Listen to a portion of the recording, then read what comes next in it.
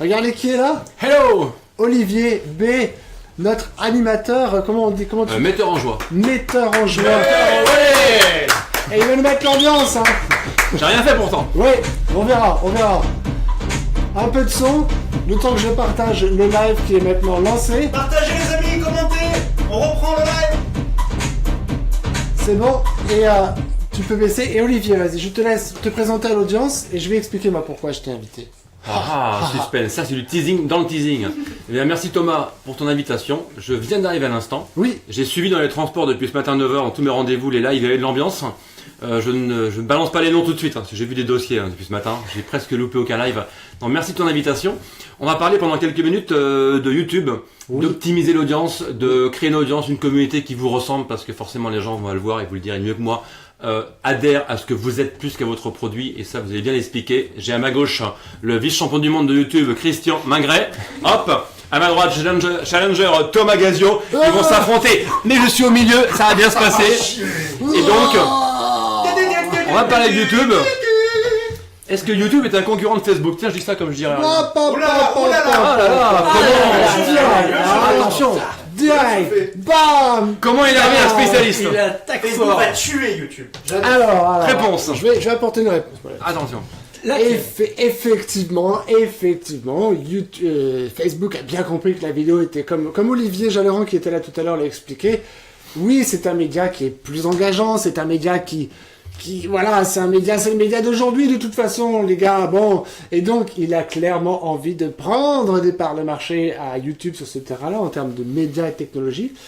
Il a, de son côté, pour lui, il a au moins la force Facebook du réseau social. Mais n'oublions pas que les gens, et ça c'est la puissance de YouTube, pour donner un peu de poids et du poids à YouTube, et c'est mérité. YouTube est également le deuxième moteur de recherche le plus utilisé au monde, en plus d'être le premier réseau social de partage de vidéos. Donc, s'il y a bien quelque chose que YouTube a de plus que Facebook, c'est le search, la recherche des gens qui sont en attente d'informations. Le search, la vibes. Thomas. Voilà. Aussi. La recherche. Eh non, Facebook n'en a pas. Facebook. C'est pas le même. Et donc la transition est toute faite, parce qu'il nous vient de Bretagne, et en Bretagne il y a des super spots de search. Ah là là, ça va vanner tout au long comme ça. Ah, tout au long ça va. Ouais. Tu as un point de vue sur le Ouais, alors c'est vrai que on a des recherches beaucoup plus simples sur YouTube à faire. Ça s'améliore sur Facebook de plus en plus. Et de toute façon, il y a de la place pour tout le monde, à mon sens. Et il faut savoir utiliser les deux supports parce qu'on ne s'adresse pas non plus au même public. J'ai la chance d'avoir des ados, qui même un peu plus, ils ont 20 à 25 ans. Et ils vont sur un support et sur un autre. Et ils ne regardent pas du tout la même chose sur l'un support que sur l'autre. Donc les deux vont vivre en communauté et ils vont grandir ensemble. Et ça va amener l'amélioration automatiquement de la vidéo en ligne, ça c'est sûr. Et souvent de fois on peut se poser cette question, alors faut publier sur l'un ou sur l'autre? Est-ce que je fais les deux en même temps? Est-ce qu'il y en a un que je relais sur l'un ou que je publie sur l'autre? Vous avez deux leviers à votre disposition, d'accord? Vous avez deux outils à votre disposition. Donc, c'est sûr que le plus efficace et la réponse la plus basique, c'est de dire publiez là où votre audience est, comme tu le soulevais tout à l'heure, Christian. Si vous êtes adressé à un public jeune comme tes enfants, tu les vois plus souvent sur Facebook que aller faire de la recherche documentaire, on va dire entre guillemets, c'est pas tout à fait ça, mais sur YouTube. Et donc, mais cela dit, il faut quand même utiliser les deux. Vous avez deux outils, deux réseaux sociaux puissants. Et vraiment, faut savoir que évidemment Facebook va largement privilégier une vidéo que vous postez, ce qu'on appelle en natif. Donc quand vous postez directement la vidéo sur YouTube, sur Facebook, on va y arriver, Facebook, YouTube. Oui. Lorsque vous postez directement une vidéo sur Facebook, Facebook apprécie mieux cela qu'un lien vers une vidéo YouTube. C'est juste qu'il met pas le même poids en termes d'audience à atteindre. On l'a vu tout à l'heure, encore une fois, Olivier Jalleran nous l'a bien expliqué, cette notion de reach, de comment mieux atteindre une audience. Eh bien, une vidéo, ça reste puissant sur Facebook.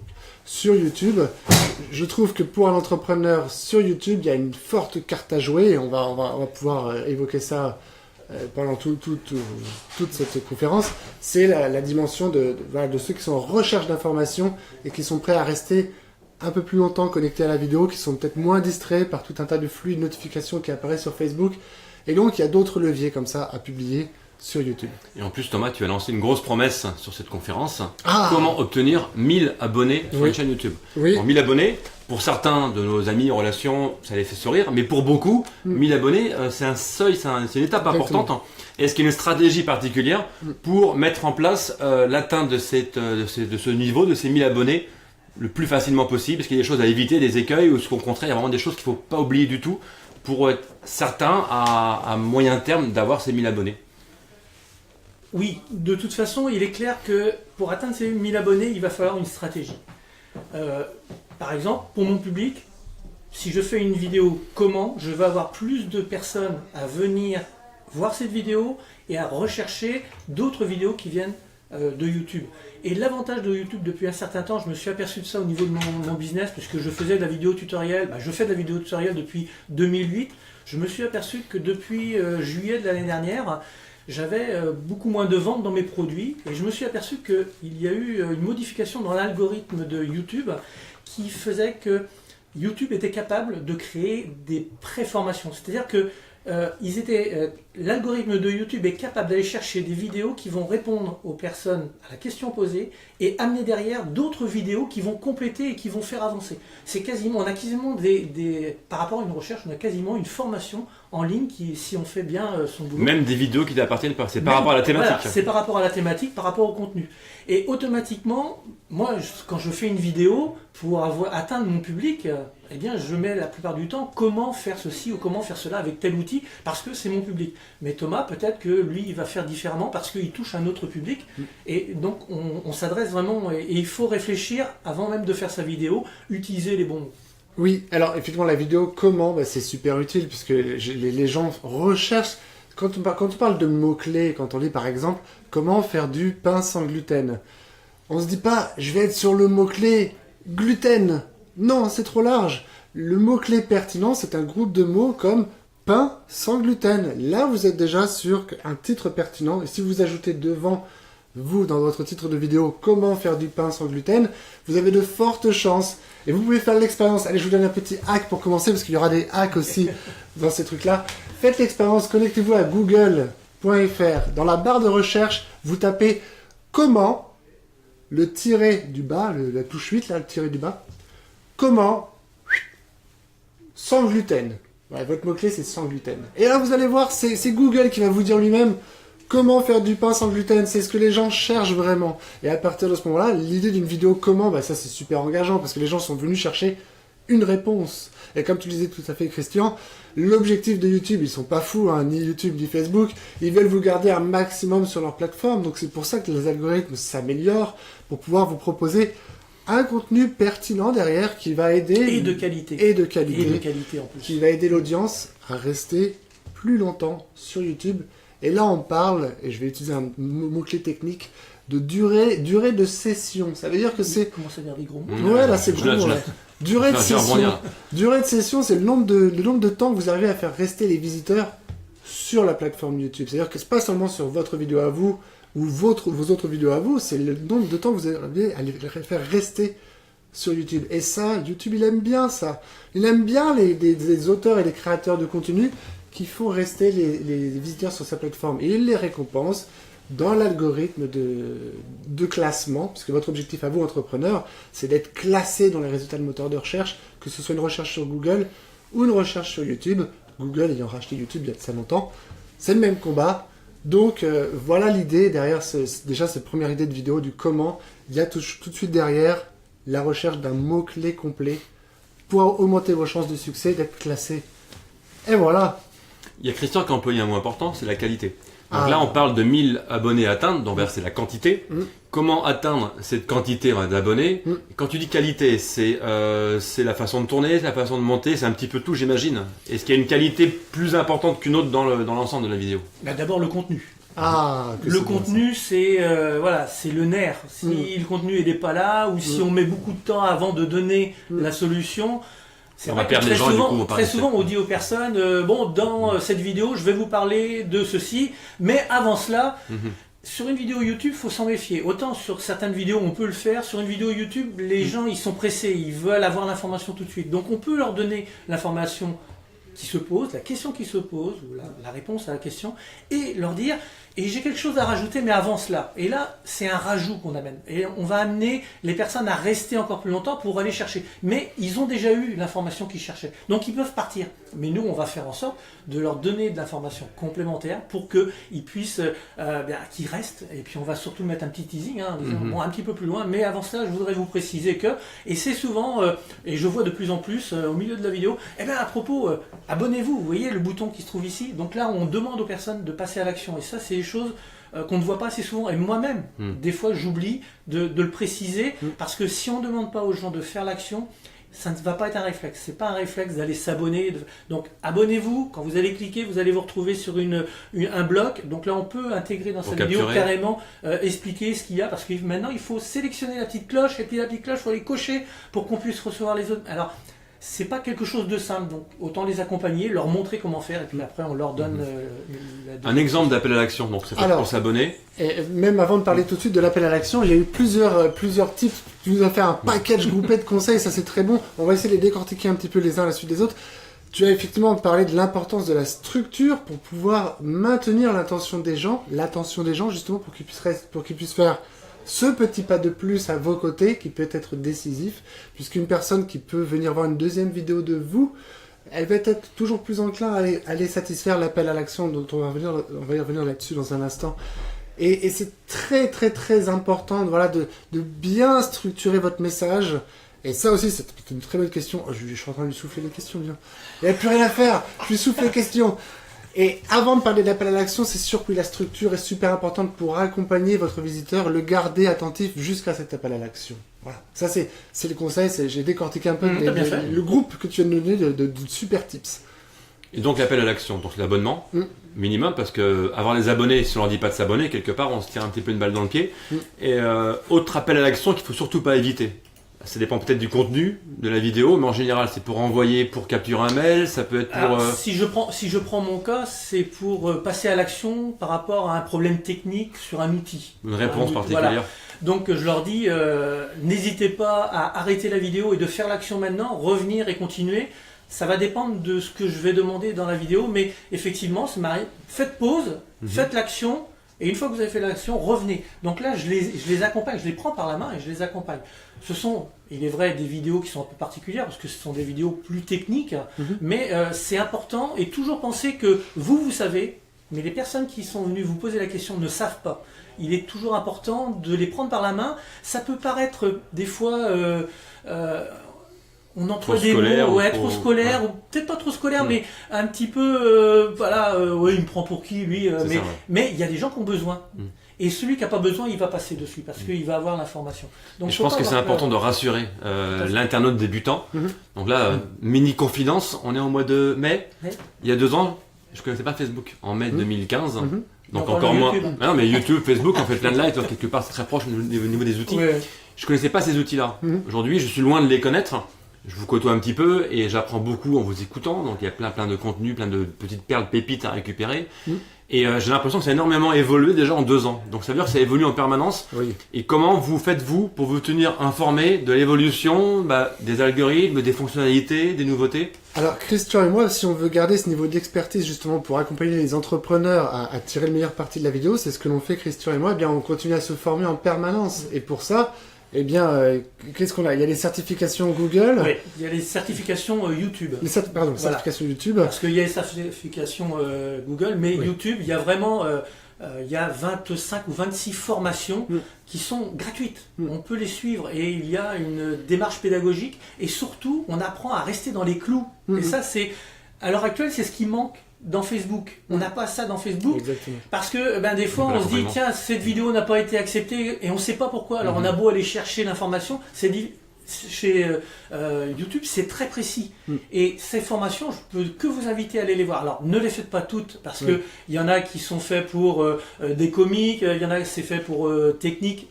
Mais il y a des informations et des formations qui sont très intéressantes. Et d'ailleurs, je te proposais tout à l'heure qu'on pourrait faire une petite liste de celles qui sont à suivre pour les entrepreneurs. Parce que c'est vraiment... c'est la question que j'allais poser. Voilà. C'est quoi les formations qu'il faut privilégier? Avec la régie qui pose la question. On lui a soufflé la question. Et là c'est très bon parce que justement, faites bien cette distinction. Et c'est toujours important de la faire entre le youtubeur créateur, c'est-à-dire c'est celui qui va vivre essentiellement de son contenu original de type les artistes, les musiciens, les comiques qui vont toucher une audience très très large, font du contenu divertissant et populaire, eux, leur principal revenu, c'est la publicité. Donc ils connaissent toutes les finesses, toutes les mécaniques, ils se forment en permanence pour pouvoir avoir ce levier de la monétisation de leurs vidéos via la publicité.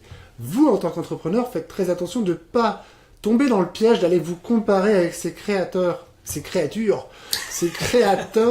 de contenu qui sont dans le populaire et dans le divertissement. Vous êtes à la recherche d'une audience ciblée qui a un problème sur lequel vous allez chercher à apporter une réponse et que cette audience qui vous suit fasse le premier pas à vos côtés pour l'emmener petit à petit vers vos produits et services. Et donc ne cherchez surtout pas la quantité de nombre de vues. C'est pour ça d'ailleurs qu'on vous a parlé dans ce titre, dans cette promesse, comment dépasser le cap des 1000 abonnés. Parce que n'importe quel artiste comique, pour lui c'est peanuts, 1000 abonnés, il fait 2-3 trucs comiques, ça y est, il atteint déjà ses 10 000 abonnés. Parce qu'on n'est pas sur le même domaine d'activité, c'est pas le même créneau. Vous, en tant qu'entrepreneur, quand vous réussirez à franchir ce cap des 1000 abonnés, vous pourrez alors commencer à mettre en place cette relation avec l'audience qui va vous souffler des prochaines idées de sujets et vous pourrez faire du contenu engageant. C'est ce qu'on verra tout à l'heure avec Laurent Breillat, justement, comment faire du contenu engageant. Je reviens à notre promesse. Donc, je suis devant ce live et comment obtenir mes 1000 abonnés. Est-ce qu'il y a, parmi les conseils que vous pouvez donner, il y a une sorte de récurrence de diffusion? Est-ce qu'il y a une diversité de contenu? Ou est-ce que je dois me spécialiser sur du comment ceci? Est-ce que je dois être très ciblé? Est-ce que je dois être général? Est-ce qu'il n'y a pas de questions ou plutôt de réponses précises à ce genre de questions? Comment orienter? Voilà, le néophyte, le débutant. Ok, on est au mois de mai, je vise fin de l'année ou projection dans un an, mes 1000 abonnés. Par où je commence? Et alors, par rapport à cette projection, ça dépend aussi grandement de sur quel secteur d'activité vous êtes. Évidemment, quelle thématique, puisque en face de vous, vous n'avez pas le même volume de personnes qui ont des problèmes. Dans mon exemple, je suis sur la thématique de l'entrepreneur qui cherche à tirer meilleure partie de la vidéo sur YouTube. Et là, croyez-moi, sur ce créneau-là, j'ai une courbe de progression d'acquisition de nouveaux abonnés qui n'est pas faramineuse, puisqu'elle est incomparable à quelqu'un qui serait sur le dressage de chiens ou quelqu'un qui serait sur la parentalité, comme on l'a vu tout à l'heure avec Olivier Jalleran, qui va dépasser bientôt les 200 000 fans sur Facebook. Ça, c'est encore un autre sujet. Maintenant, quand on parle d'atteindre ces 1000 abonnés, vous pouvez le faire en mettant en place de la régularité dans votre contenu, dans votre publication. Donc, ce n'est pas nécessairement une notion de quel type de vidéo je vais faire, parce que vous pouvez tout à fait, en ayant conscience des différents types de vidéos qui existent, donc par exemple, vous pouvez vous inspirer les vidéos que fait Christian, c'est par exemple des vidéos tutoriels, eh bien, c'est un type de vidéo. La vidéo comment faire ceci, comment faire cela, sans nécessairement montrer une série de captures d'écran, donc on n'est pas sur le tutoriel vidéo, mais sur une vidéo de type comment. J'ai une formation sur justement YouTube pour entrepreneurs où j'explique comme ça 11 types de vidéos pour entrepreneurs et ça les aide en fait à comprendre la diversification de toutes ces formes qui peuvent servir leur fond. Et surtout, connaître toutes ces formes, ça leur permet de pouvoir se dire, ah, effectivement, une fois j'ai fait une vidéo comment, qu'est-ce qui m'empêche la prochaine fois d'aller faire une vidéo de type interview? Cette fois-ci, c'est pas moi qui suis auteur, mais je vais aller chercher la richesse chez mon interviewé. Et j'apporte toujours le même engagement, celui d'apporter une progression à mon audience. Et je l'ai entendu tout à l'heure, je sais plus lequel disait ça de vous deux, de prendre conscience que votre audience, elle a les problèmes que vous aviez il y a quelques années. S'identifier, ouais. Et donc, sachez prendre cela. Je crois que, je sais plus qui l'a dit à quel moment, je sais plus si c'était dans ce sujet-là, mais ayez conscience de cela. Si vous êtes un expert, c'est peut-être dangereux pour vous. Parce que vous êtes l'expert qui va essayer de s'adresser aux autres experts. Si vous voulez être le super-héros de votre audience et que cette audience crée de l'engagement auprès d'elle, ayez conscience et reprenez votre histoire à vous. Quel parcours vous avez connu, quels problèmes vous aviez eu il y a 5 ans. Parce que les problèmes que vous aviez eu il y a 5 ans, c'est les problèmes que l'audience recherche là, aujourd'hui. Bon, et donc, si vous apportez des réponses fiables et que vous aidez cette audience à progresser et que vous êtes régulier, alors vous avez déjà des bons leviers pour acquérir des Donc abonnés. Régularité de diffusion. J'irai plus loin parce que, comme tu disais, on revient 5 ans en arrière. La difficulté quand on est un habitué, quand on devient expert dans un domaine d'activité, c'est de se remettre à la place du débutant. On a complètement oublié. On a oublié que quelqu'un qui est arrivé sur l'ordinateur comme nous ne savait pas faire un copier-coller. Je l'ai appris, tu l'as appris, on l'a tous appris. Tu sais pas faire un copier-coller, on t'expliquera. Mais c'est surtout, voilà, vous voyez, rien que le fait de dire copier-coller, il se peut que parmi vous, vous ne savez pas ce que c'est, parce que voilà, vous êtes sur votre téléphone et puis un copier-coller sur un téléphone, c'est pas du tout la même chose. Quand j'ai super chaud, ma chemise d'Emcol, ça n'a rien à voir. Voilà, c'est tout à fait. C'est utiliser les bons mots quand on veut s'adresser aux personnes à qui je m'adresse et donc utiliser les bons mots. Ce serait pas de la pédagogie, ça? Ça pourrait bien s'appeler de la pédagogie. Et vous allez voir au sujet suivant, on va en parler de tout cela. Voilà. Créer du contenu engageant, vous allez voir que c'est quelque chose d'important. Et la deuxième chose, tu parlais de régularité, ça va plus loin. Il faut faire des tests pour savoir quand est-ce que votre public vient vous voir. Et à partir du moment où vous avez défini ce moment, eh bien, allez-y, mettez, moi par exemple, il y a une période, c'était le jeudi à 18h, je mettais une vidéo chaque semaine. Et je me rappelle de ça parce que le jeudi... C'est un bon jour le jeudi. Moi je vais à l'université parce qu'il y a des conférences à l'université de Vannes que je donne ou que d'autres personnes donnent. Et ce n'est nulle part dans aucun de mes agendas. Et pourtant, je sais que tous les soirs à 19h, je suis à l'université de Vannes. C'est devenu un automatisme. Mais dans la famille, mes enfants, ma femme savent que je ne serai pas à la maison ce soir-là.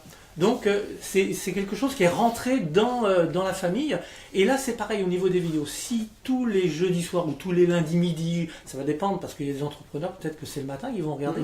Eh bien, à vous de définir. Et là, vous allez commencer à mettre du contenu. Les gens vont prendre cette habitude de venir vous voir. Ils n'auront même plus le réflexe d'aller voir les emails. Ils vont venir. Et c'est ça qu'il faut chercher. Là, pour compléter, je me mets à la place du néophyte.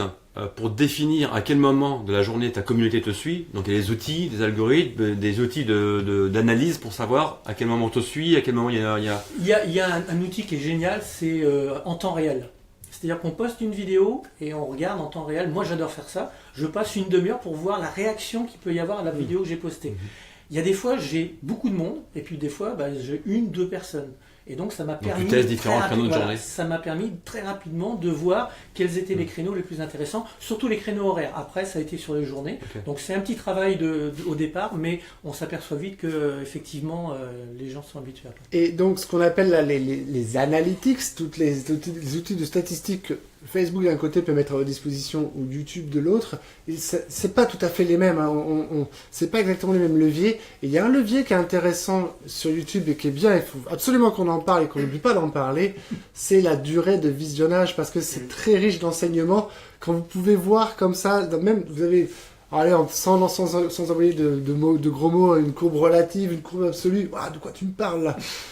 C'est à quel moment il décroche. Voilà, c'est ça. Traduire. Avec des notions, merci. Avec des notions de courbe, comme ça, vous allez pouvoir comprendre le comportement des gens sur votre vidéo et c'est riche d'enseignements, encore une fois, pour rechercher toujours à faire du contenu plus engageant, à faire du contenu qui garde votre audience en haleine jusqu'au moment fatidique de cette vidéo. Vous allez leur proposer de s'abonner à votre vidéo ou de réaliser une action complémentaire. Donc, regardez bien cette vidéo. Donc, même chose pour ça. Il y a forcément des petites routines, des conseils à donner pour ne pas faire un teasing trop long, pour pas qu'il y ait un décrochage, ne pas donner de contenu trop vite, du style ils ont tout eu, ils vont pas jusqu'à la fin. Voilà. Donc ça, on le voit par l'expérience ou est-ce qu'il n'y a pas de recette classique? Si, il y a des contenus types, il y a des contenus, des modèles de... Niveau timing. Voilà.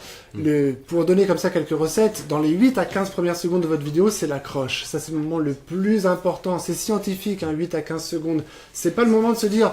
Bonjour, je suis Thomas Gazio, j'organise aujourd'hui le Live Entrepreneur Challenge, c'est un format de vidéo comme là. C'est quoi ça? Je zappe. Stop.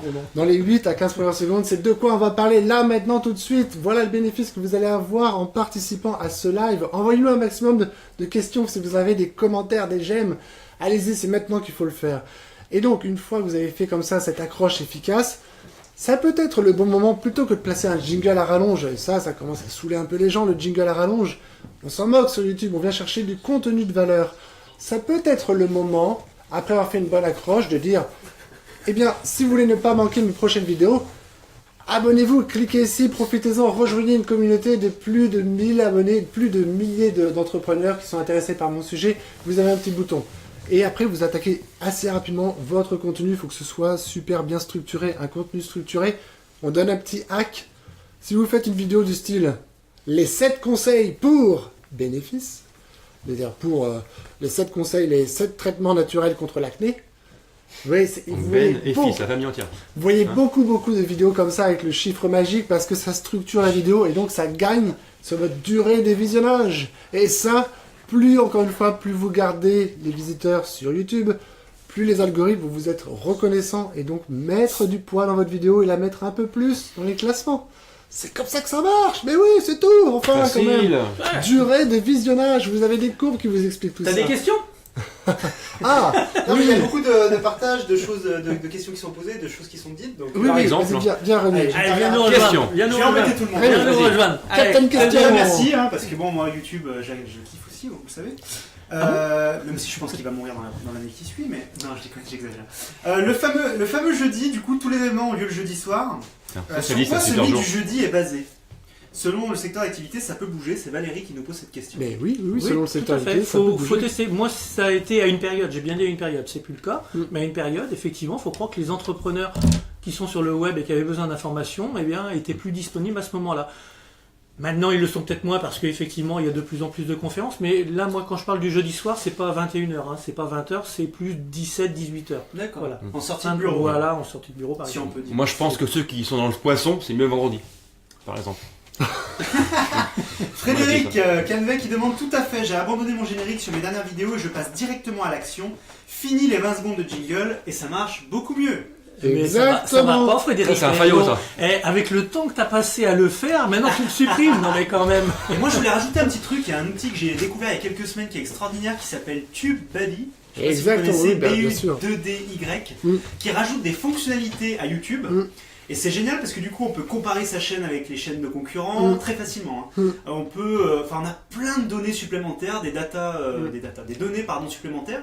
Et j'adore ce truc. Vraiment, je vous conseille de l'utiliser. En plus, il y a une version gratuite. Et il y a également un service gratuit qui s'appelle... Où il y a les deux créateurs qui sont ici Et aujourd'hui. oui. Il y aura Jean-Christophe Bizou qui m'a aidé à mettre en place ce service gratuit. Clippymix.com. Alors c'est quoi Clippymix? Clippymix.com vous permet... C'est un outil, c'est une boîte à outils autour de vos vidéos. Si vous voulez faire une miniature qui a de la gueule et de vous dire c'est cet instant dans la vidéo que je vais pouvoir capturer pour pouvoir faire une belle miniature, clippymix.com. Ouh, je note ça. Si vous voulez aller Taylor l'a déjà indiqué, merci Taylor. espionner les mots-clés qu'utilisent vos concurrents sur leurs vidéos parce que YouTube a un petit peu caché cette possibilité. Il n'y a plus de je fais un clic droit, je vais voir les mots-clés que la personne a utilisés. Clippymix.com. Vous mettez l'URL de votre vidéo et ça vous sort les mots-clés, le type description. Et il dirait Juvamine. J'utilise Et Juvamine, c'est Juvamine. J'utilise clippymix.com pour mettre mes vidéos YouTube sur Facebook. Et oui, Voilà, le lien est fait. T'as vu la transition YouTube, plaisir. Facebook Live. Pour terminer, par rapport au timing, Exact. je mets toujours à la place du néophyte qui nous écoute, qui a ces fameuses promesses, jamais sans arrêt. Un critère à retenir, la pépite de votre conférence, la pépite de vos conseils par rapport à cette atteinte des 1000. Juste un, c'est quoi? Un pour toi et un pour toi. Faites un contenu engageant et on a une bonne transition pour l'invité qui est là juste Et toi, derrière. Christian? Écoutez votre public. Voilà. Bravo. Merci. Bravo. Merci à vous. C'était avec plaisir. Merci Thomas à toi de nous avoir invités. C'était Et pouces vraiment... bleus.